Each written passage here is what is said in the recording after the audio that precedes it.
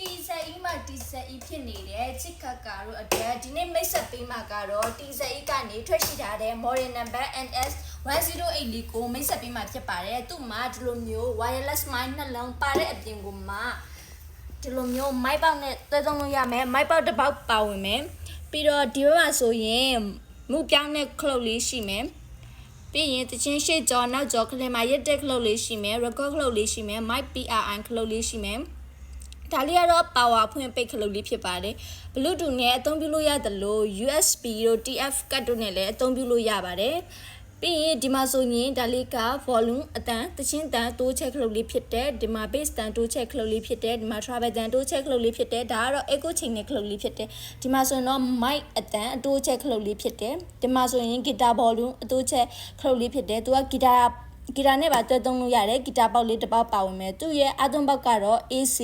110 240 volt ဖြစ်ပါတယ်ပြီးရင်နေဘက်ဒီမှာဆိုလဲမီးမရှိဘူးဆိုရင်လည်းဘက်ထရီနဲ့အားသွင်းလို့ရတယ် DC တွဲဖို့လေးပါဝင်ပါတယ်ပါဝင်တာဖြစ်ပါတယ်ရှင်ဒီပေါက်လေးကိုမှားလို့ပါက Viber phone number ဖြစ်တဲ့3994319500399394408089မှာဆက်သွယ်မှယူနိုင်တယ်လို့ Moke online shop Facebook page messenger အနေနဲ့ဆက်သွယ်မှယူနိုင်ပါတယ်ရှင်အားလုံးကျေးဇူးတင်ပါတယ်ရှင်